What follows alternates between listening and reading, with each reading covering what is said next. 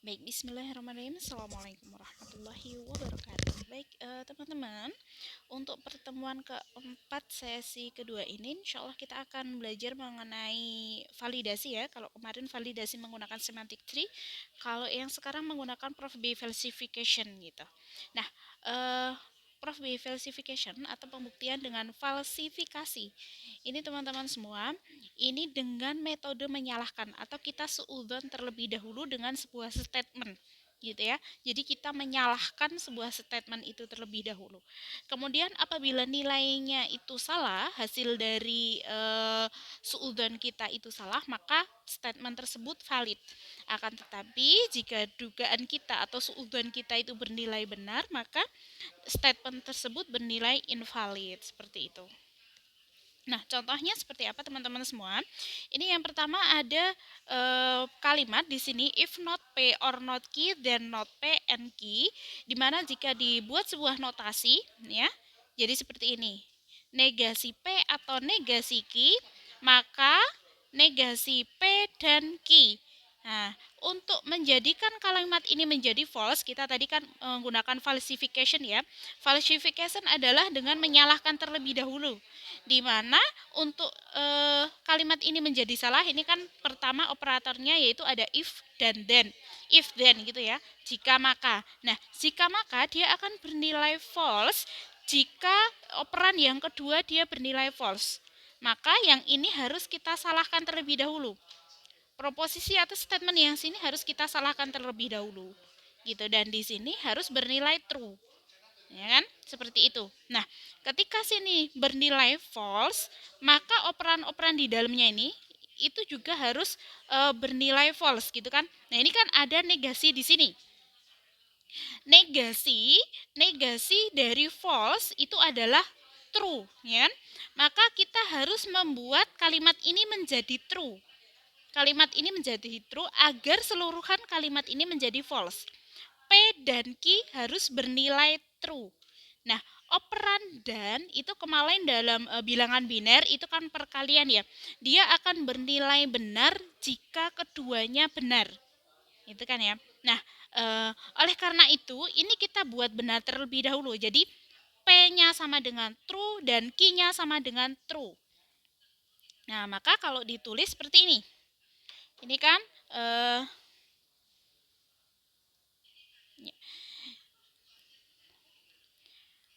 P dan Q itu harus bernilai true karena di sini ada negasi, gitu kan? Nah, maka negasi dari dan operan dan itu dia bernilai true jika keduanya yaitu true, maka true dan true, kan gitu ya.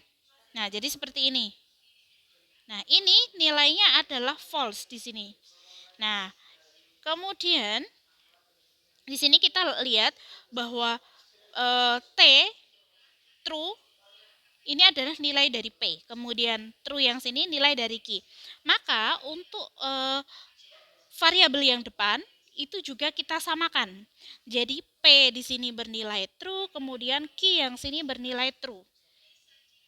Gitu.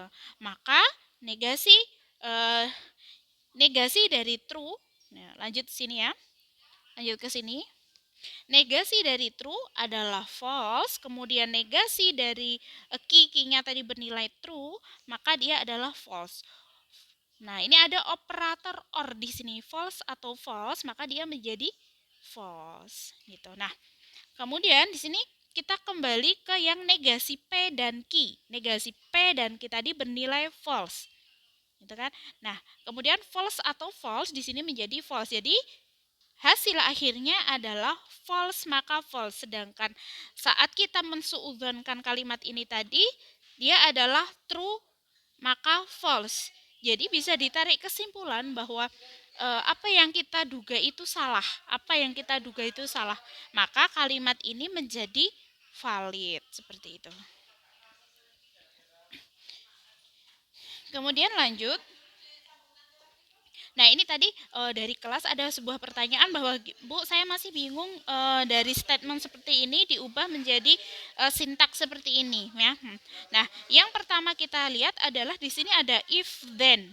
Nah, ada if then. Oke, if then itu kita taruh di sini, ada then di sini. Kalau ada if itu pasti ada then ya. Ini adalah pasangan. Maka kita taruh di sini. Kemudian kita lihat sebelah kiri, ya. Sebelah kiri di sini ada operator or. Operator or, maka ditaruh di sini. Nah, sebelah kirinya or dia ada not p. Maka ini adalah not p, kemudian or, kemudian kanannya or di sini ada not key. Maka ditaruh sini, not key. Nah, then not di sini ada operator not dan di depannya ada p dan key. Nah, ini ada operator dan. Maka hati-hati di sini ada not, tulis dulu di sini. Kemudian di dalam kurung itu ada p dan key. Baru ditulis seperti ini. Baik, kita lanjut ke contoh Prof B falsification yang kedua dan yang ketiga. Ini tadi sudah kita kerjakan di pertemuan sebelumnya, yaitu menggunakan semantic tree. Oke, yang pertama di sini ada kalimat if p then key, then if not p then not key, gitu ya. Nah, sama seperti tadi bahwa di sini ada operator then, di mana operator if then itu dia akan bernilai false ketika operan keduanya dia bernilai false. Nah, maka ini kita falsekan terlebih dahulu. Kita falsekan terlebih dahulu di mana di sini di dalam kalimat ini juga ada if then. Nah, if then itu juga akan bernilai false jika ini key-nya bernilai false. Untuk key bernilai false, hati-hati di sini ada negasi. Maka harus true agar menjadi nilai di sini adalah false. Gitu ya. Gitu. Nah, ini key di sini tadi sudah bernilai true, maka yang depan juga harus bernilai true. Key yang depan juga harus bernilai true. Ini acak-acakan yang di sini. Harusnya tidak seperti ini, sebentar.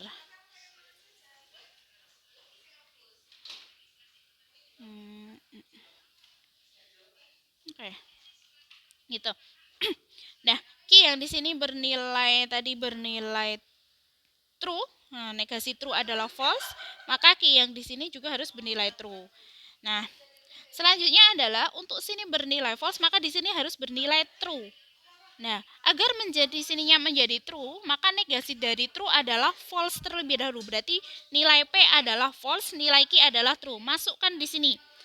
P-nya false, maka Q-nya true. Berarti dia bernilai apa? False, maka true. Gitu. Nah, kemudian yang sini bernilai apa? Negasi P, P-nya tadi adalah false, kemudian negasi Q. Q-nya tadi true, maka jadi false. Itu kan true maka false jadi false. Maka yang pertama tadi kita indikasikan di sini adalah true maka false, kemudian hasilnya juga ternyata tepat yaitu true maka false, maka kalimat tersebut invalid karena suudzon kita benar, gitu ya. Jadi kalimat tadi menjadi invalid, gitu. Kemudian contoh yang kedua seperti ini.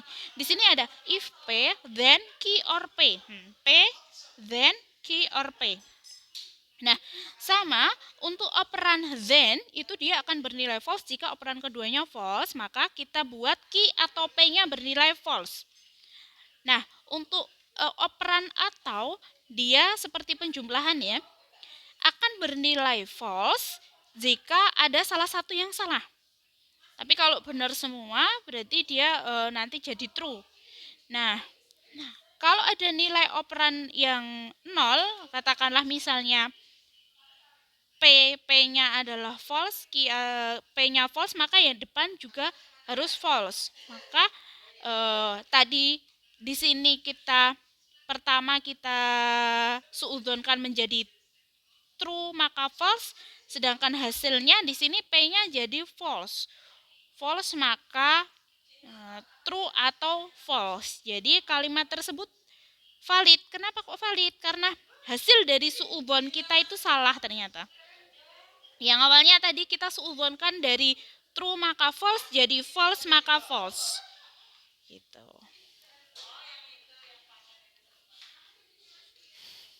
Nah, ini tadi urutan yang dari penjelasan yang dari yang ini.